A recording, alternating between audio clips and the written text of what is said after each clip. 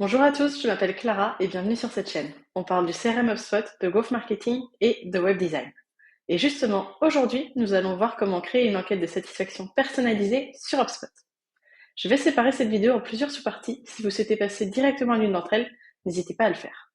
Sinon, vous pouvez aussi regarder toute cette vidéo d'une traite. Bref, c'est parti. Donc, avant de rentrer directement dans le vif du sujet, il est important de repréciser ce qu'est et à quoi sert une enquête de satisfaction. Donc en fait, c'est un instrument de récolte d'informations employé plutôt dans les démarches d'assurance qualité pour récolter l'avis et la satisfaction des clients. Donc cela permet vraiment de récolter l'avis des utilisateurs et ou des clients sur leur expérience, sur leurs interactions avec votre entreprise, mais également sur vos produits ou services. Donc par la suite, c'est quelque chose qui vous permet de voir des résultats, de les utiliser dans des tableaux de bord et ainsi pouvoir itérer, optimiser ou même supprimer des choses que ce soit de vos processus, de la manière dont vous travaillez ou sur vos produits et services. Donc sur HubSpot, c'est quelque chose qui est disponible directement avec la partie Service Hub Pro et on va avoir plusieurs types d'enquêtes de satisfaction qu'on va pouvoir venir créer. Donc lorsque vous souhaitez créer une enquête de satisfaction sur HubSpot, ça va se passer directement ici dans l'onglet Service client puis Enquête de feedback. Là, vous allez arriver sur un premier écran où vous allez voir toutes les enquêtes qui ont déjà été créées sur le portail. Elles peuvent être en brouillon, publiées ou inactives. Elles vont toutes s'afficher ici avec quelques résultats, notamment sur le type d'enquête, l'évaluation, le nombre de personnes interrogées, le nombre de réponses, les dernières modifications, etc. Bien sûr, on peut venir créer d'autres enquêtes, donc juste ici. Et là, tout d'abord, HubSpot va nous proposer 3 types d'enquêtes standards, le NPS, le CSAT et le CES. Donc à quoi ça correspond? Tout d'abord, le NPS, qui est aussi connu sous le nom de Net Promoter Score, est un indicateur qualitatif de satisfaction client. Il permet en fait d'observer la probabilité que vos clients recommandent votre produit ou votre service à un ami. Et donc les enquêtes NPS se basent sur une seule et unique question qui va être commune à tout le monde, qui est, sur une échelle de 1 à 10, quelle est la probabilité que vous recommandiez ce service ou ce produit à un ami? Suite à la réponse des utilisateurs, ils vont être catégorisés en 3 parties.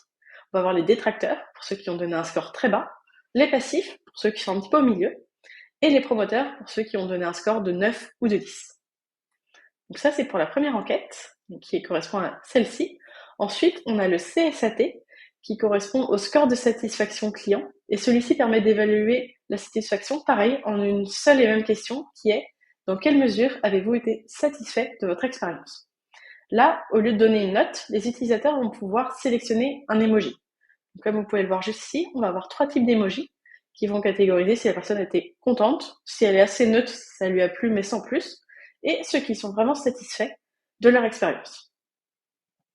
Et enfin, donc on a un 3e type qui est le CES, donc là ça correspond au Customer Effort Score, qui est un indicateur permettant de mesurer l'effort demandé aux utilisateurs pour effectuer une action précise telle qu'un achat ou l'envoi d'une requête au service client.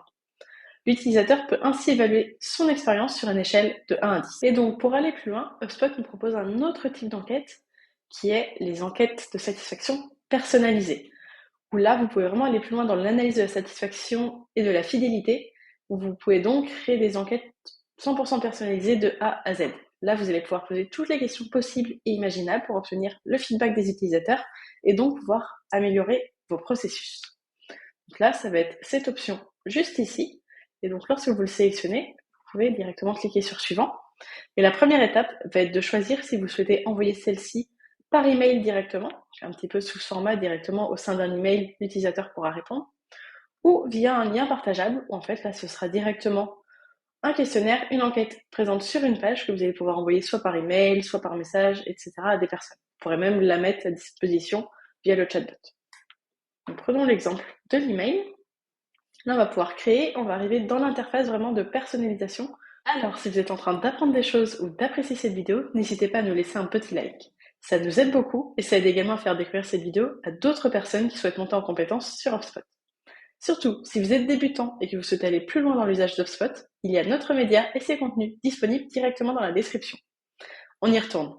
Donc, une fois qu'on a sélectionné notre mode de partage de l'enquête de satisfaction personnalisée, on va vraiment pouvoir la créer. Et donc là, on va avoir plusieurs choses qui vont nous être proposées. Déjà, juste ici, on va avoir des réponses déjà utilisées. Donc là, ça va être des questions en fait qu'on aurait déjà utilisées sur ce portail dans des enquêtes de satisfaction personnalisées. Et on va surtout avoir juste ici les types de questions. Donc là, on va pouvoir utiliser, comme vous pouvez le voir, plusieurs types de questions qu'on va pouvoir inclure. On a tout d'abord tout ce qui est évaluation. Donc là, par exemple, si je veux ajouter une évaluation, je peux juste venir la faire glisser, déposer et la mettre où je le souhaite dans le formulaire. Par exemple, juste ici. Donc là, on va pouvoir venir sélectionner notre question, venir l'écrire. On peut également choisir de rendre ce champ obligatoire ou non. On peut ajouter un texte d'aide pour venir apporter des précisions sur ce qu'on attend dans la note, sur vraiment la chose qu'on souhaite analyser. On peut choisir l'icône, donc savoir si on veut que la note soit via des cercles ou via des étoiles, pareil pour donner une petite note.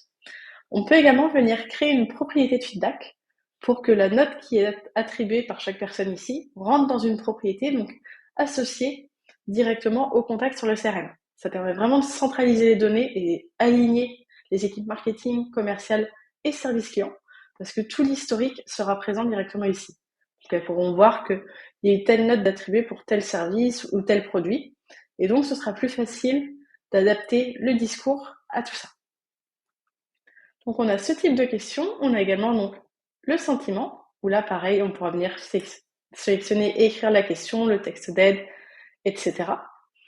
On va également avoir tout ce qui est options, donc avec les cases à cocher, une seule case seulement, tout ce qui est menu déroulant pour proposer vraiment plusieurs options, mais donner la possibilité d'en choisir une seule. On va avoir tout ce qui est également texte sur une seule ligne, texte sur plusieurs lignes. Donc là, par exemple, on peut demander une note ou un emoji et après laisser un texte sur plusieurs lignes pour que la personne puisse expliquer son ressenti, pourquoi elle a aimé ou pourquoi elle n'a pas aimé. On peut ajouter des propriétés de nombre, de date. Par exemple, si vous livrez un produit, savoir la date pour être sûr que du coup, de savoir la date à laquelle la personne a été livrée, savoir si ça correspondait à ce qui était prévu, ce qui pourrait aussi expliquer la satisfaction ou l'insatisfaction. Et on peut également donc ajouter soit un NPS, soit un CSAT, comme on l'avait vu tout à l'heure. Donc là, par exemple, si j'ajoute un NPS, je peux le faire glisser ici, et ça va l'ajouter directement.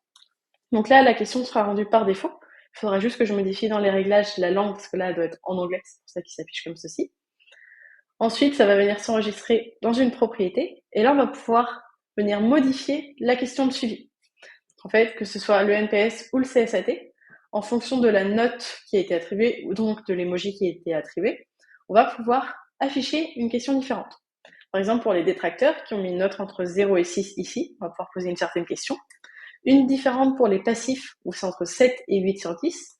Et enfin, une différente sur les promoteurs qui ont entre 9 et 10. Donc là, on peut créer tout notre questionnaire donc, avec différents types de questions. Une fois qu'on a toutes nos questions qui ont été mises, on peut ajouter également des modules communs. Donc là, on va avoir plusieurs options. Un texte d'en-tête qui va en fait être principalement le titre de votre formulaire. Des paragraphes enrichis. Donc si vous souhaitez diviser votre formulaire en plusieurs parties, vous pouvez mettre des paragraphes entre chacune d'entre elles. Des images, si jamais vous souhaitez ajouter un petit peu de contexte directement dans votre formulaire. Des séparateurs et des étapes. Donc ça, les étapes, c'est pour avoir un formulaire en plusieurs étapes. Donc par exemple, juste ici, je pourrais faire glisser une étape, ce qui fait que j'aurai ce premier bloc sur la première page. Ensuite, la personne pourra cliquer sur suivant et arriver sur cette deuxième page avec donc ces deux autres questions. Si on veut avoir plusieurs pages, ce qu'il est bien de faire également, c'est d'ajouter donc un texte d'en-tête sur chacune. Donc ça, si c'est en plusieurs catégories, ils peuvent voir à quoi ça correspond sur chaque page. Et pareil, un texte enrichi. Donc là, comme ça, vous pouvez vraiment personnaliser tout votre formulaire, toute votre enquête de satisfaction. Et une fois que c'est bon, vous pouvez continuer et aller donc sur les prochaines étapes. Donc là, par exemple, on peut aller dans l'onglet remerciements juste ici.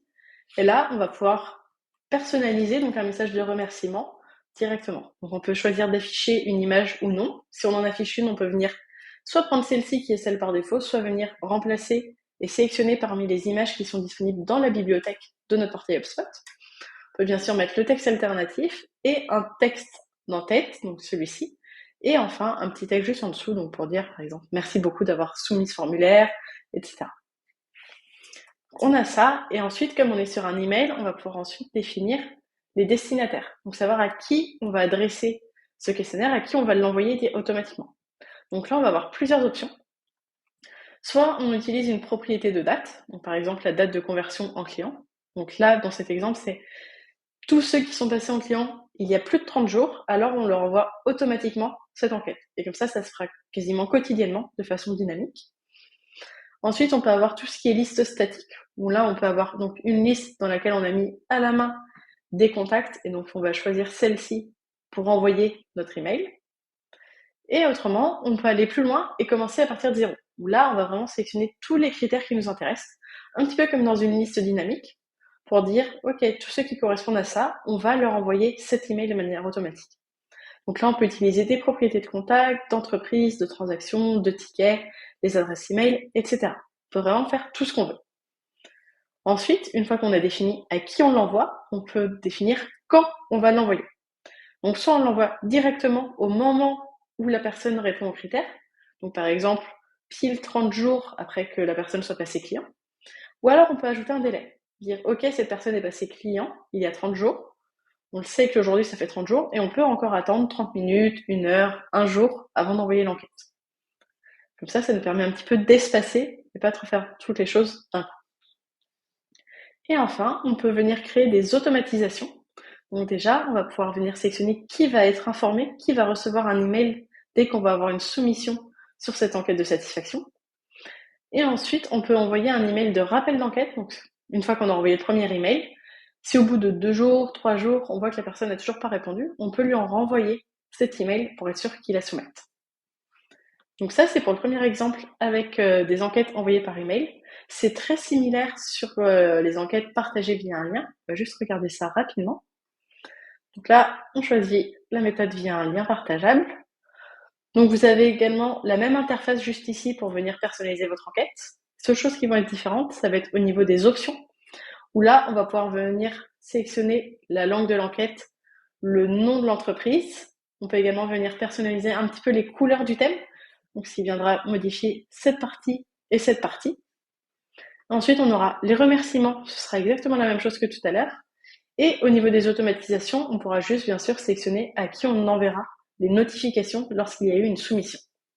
Et voilà, vous avez maintenant tous les éléments nécessaires pour venir créer une enquête de satisfaction personnalisée sur HubSpot. Cette vidéo décrit seulement une infime partie de tout le potentiel offert par le CRM HubSpot.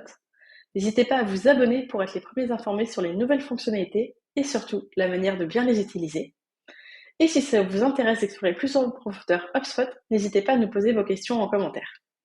Pour le reste, nos experts ont créé d'autres vidéos tutoriels et nous avons une playlist dédiée. On se retrouve là-bas pour continuer d'explorer HubSpot plus en profondeur. À bientôt!